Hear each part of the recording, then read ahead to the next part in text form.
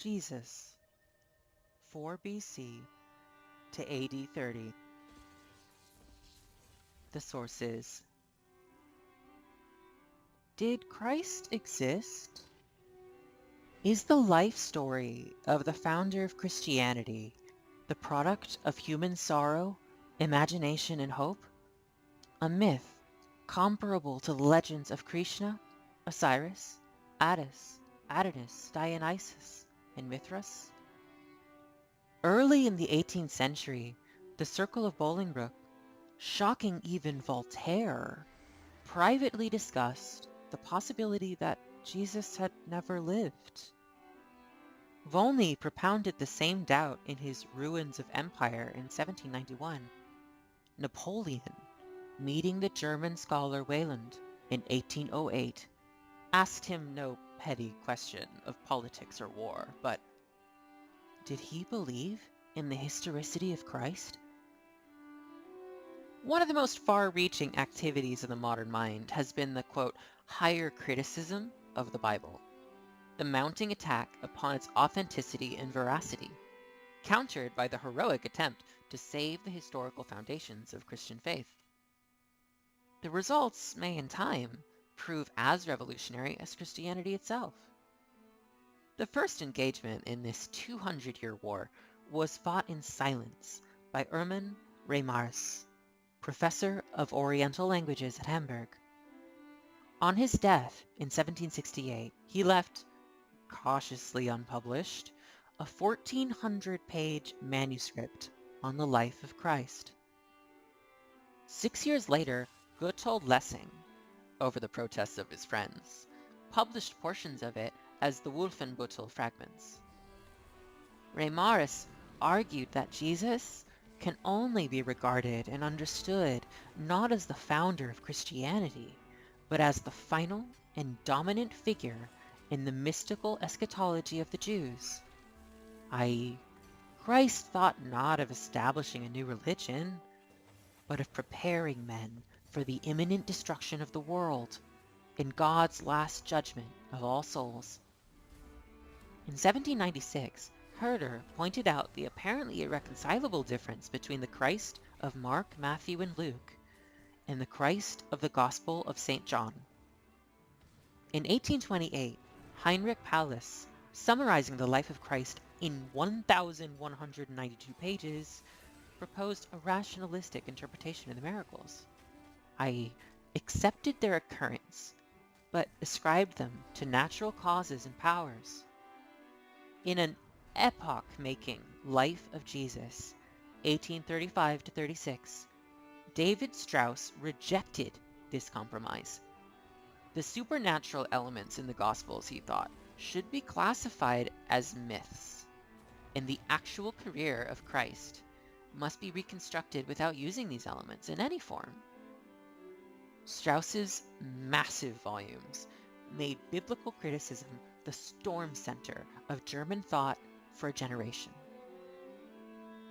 In the same year, Ferdinand Christian Bauer attacked the epistles of Paul, rejecting as unauthentic all but those to the Galatians, Corinthians, and Romans.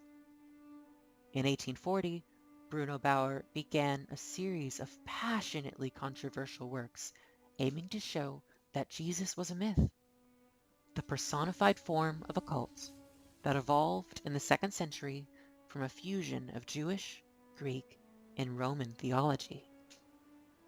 In 1863, Ernest Renan's Life of Jesus, alarming millions with its rationalism and charming millions with its prose, gathered together the results of German criticism and brought the problem of the Gospels before the entire educated world.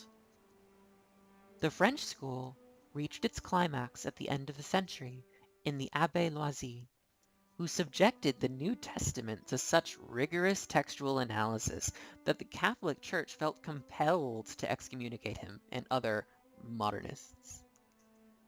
Meanwhile, the Dutch school of Pearson, Niebuhr, and Mathis carried the movement to its farthest point by laboriously denying the historical reality of Jesus. In Germany, Arthur Drews gave this negative conclusion its definitive exposition, 1906.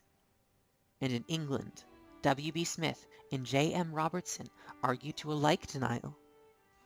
The result of 2 centuries of discussion seemed to be the annihilation of Christ. What evidence is there for Christ's existence? The earliest non-Christian reference occurs in Josephus's Antiquities of the Jews, AD 93. At that time lived Jesus, a holy man, if man he may be called. For he performed wonderful works, and taught men, and joyfully received the truth. And he was followed by many Jews and many Greeks. He was the Messiah. There may be a genuine core in these strange lines, but the high praise given to Christ by a Jew uniformly anxious to please either the Romans or the Jews, both at that time in conflict with Christianity, renders the passage suspect, and Christian scholars reject it as almost certainly an interpolation. There are references to Yeshua of Nazareth in the Talmud, but they are too late in date to be certainly more than counter-echoes of Christian thought. The oldest known mention of Christ in pagan literature is in a letter of the younger Pliny, circa 110, asking the advice of Trajan on the treatment of Christians.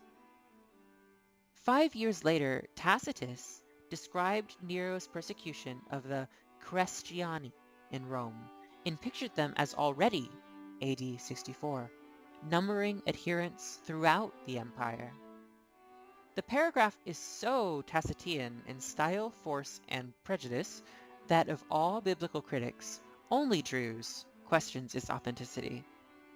Suetonius, 125, mentions the same persecution and reports Claudius's banishment, 52, of Jews who stirred up by Christ impulsore Cresto were causing public disturbances. The passage accords well with the Acts of the Apostles, which mentions a decree of Claudius that the Jews should leave Rome. These references prove the existence of Christians rather than of Christ. But unless we assume the latter, we are driven to the improbable hypothesis that Jesus was invented in one generation. Moreover, we must suppose that the Christian community in Rome had been established some years before 52 to merit the attention of an imperial decree. About the middle of this 1st century, a pagan named Thallus, in a fragment preserved by Julius Africanus, argued that the abnormal darkness alleged to have accompanied the death of Christ was a purely natural phenomenon and coincidence. The argument took the existence of Christ for granted. The denial of that existence seems never to have occurred, even to the bitterest Gentile or Jewish opponents of nascent Christianity. The Christian evidence for Christ begins with the letters ascribed to St. Paul. Some of these are of uncertain authorship. Several, antedating AD 64, are almost universally accounted as substantially genuine. No one has questioned the existence of Paul, or his repeated meetings with James, Peter, and John. And Paul enviously admits that these men had known Christ in the flesh. The accepted epistles frequently refer to the Last Supper and the crucifixion. Matters are not so simple as regards the Gospels. The 4 that have come down to us are survivors from a much larger number that once circulated among the Christians of the first 2 centuries. Our English term gospel, Old English godspell, good news, is a rendering of the Greek euangelion, which is the opening word of Mark and means glad tidings, that the Messiah had come and the kingdom of God was at hand. The Gospels of Mark, Matthew, and Luke are synoptic. Their contents and episodes allow of being arranged in parallel columns and viewed together. They were written in the Greek koine of popular speech and were no models of grammar or literary finish. Nevertheless, the directness and force of their simple style, the vivid power of their analogies and scenes, the depth of their feeling, and the profound fascination of the story they tell give even the rude originals a unique charm, immensely enhanced for the English world by the highly inaccurate but lordly version made for King James. The oldest extant copies of the Gospels go back only to the 3rd century. The original compositions were apparently written between AD 60 and 120, and were therefore exposed to 2 centuries of errors in transcription, and to possible alterations to suit the theology or aims of the copyist sect or time. Christian writers before 100 quote the Old, but never the New Testament. The only reference to a Christian gospel before 150 is in Papias, who, about 135, reports an unidentified John the Elder as saying that Mark had composed his gospel from memories conveyed to him by Peter. Papias adds, Matthew transcribed in Hebrew the Logia, apparently an early Aramaic collection of the sayings of Christ. Probably Paul had some such document, for though he mentions no Gospels, he occasionally quotes the direct words of Jesus. Note, in 1897 and 1903, Hunt and Grenfell discovered in the ruins of Oxyrhynchus in Egypt 12 fragments of Logia, loosely corresponding to passages in the Gospels. These papyri are not older than the 3rd century, but they may be copies of older manuscripts. Criticism generally agrees in giving the Gospel of Mark priority and in dating it between 65 and 70. Since it sometimes repeats the same matter in different forms, it is widely believed to have been based upon the Logia and upon another early narrative, which may have been the original composition of Mark himself. Our Gospel of Mark was apparently circulated while some of the apostles, or their immediate disciples, were still alive. It seems unlikely, therefore, that it differed substantially from their recollection and interpretation of Christ. We may conclude, with the brilliant but judicious Schweitzer, that the Gospel of Mark is in essentials genuine history. Orthodox tradition placed Matthew's Gospel first. Irenaeus describes it as originally composed in Hebrew, that is, Aramaic, but it has come down to us only in Greek. Since in this form, it apparently copies Mark, and probably also the Logia, criticism inclines to ascribe it to a disciple of Matthew, rather than to the publican himself. Even the most skeptical students, however, concede to it as early a date as AD 85 to 90. Aiming to convert Jews, Matthew relies more than the other evangelists on the miracles ascribed to Jesus, and is suspiciously eager to prove that Old Testament prophecies were fulfilled in Christ. Nevertheless, it is the most moving of the 4 Gospels, and must be ranked among the unconscious masterpieces of the world's literature. The Gospel according to St. Luke, generally assigned to the last decade of the 1st century, announces its desire to coordinate and reconcile earlier accounts of Jesus, and aims to convert not Jews, but Gentiles. Very probably Luke was himself a Gentile, the friend of Paul, and the author of the Acts of the Apostles. Like Matthew, he borrows much from Mark. Of the 661 verses in the received text of Mark, over 600 are repeated in Matthew, and 350 in Luke, mostly word for word. Many passages in Luke that are not in Mark occur in Matthew, again, nearly verbatim. Apparently Luke borrowed these from Matthew, or Luke and Matthew took them from a common source now lost. Luke works up these candid borrowings with some literary skill. Renan thought this gospel the most beautiful book ever written. The fourth gospel does not pretend to be a biography of Jesus.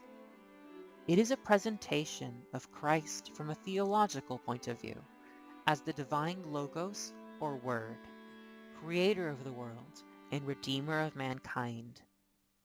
It contradicts the synoptic gospels in 100 details, and in its general picture of Christ. The half-Gnostic character of the work, and its emphasis on metaphysical ideas, have led many Christian scholars to doubt that its author was the Apostle John. Experience suggests, however, that an old tradition must not be too quickly rejected. Our ancestors were not all fools. Recent studies tend to restore the fourth gospel to a date near the end of the 1st century.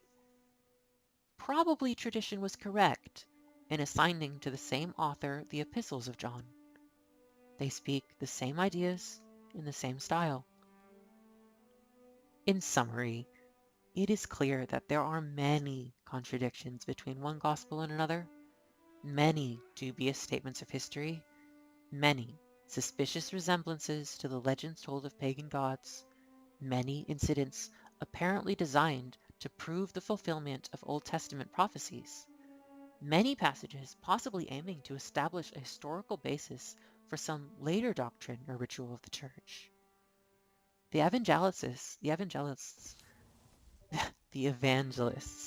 shared with Cicero, Sallust, and Tacitus the conception of history as a vehicle for moral ideas, and presumably the speeches and conversations reported in the Gospels were subject to the frailties of illiterate memories and the errors and emendations of copyists. All this granted, much remains. The contradictions are of minutiae, not substance. In essentials, the Synoptic Gospels agree remarkably well and form a consistent portrait of Christ. In the enthusiasm of its discoveries, the higher criticism has applied to the New Testament tests of authenticity so severe that by them 100 ancient worthies, e.g. Hammurabi, David, Socrates, would fade into legend. Note, says a great Jewish scholar, perhaps too strongly, if we had ancient sources like those in the Gospels for the history of Alexander or Caesar, we should not cast any doubt upon them whatsoever. End quote.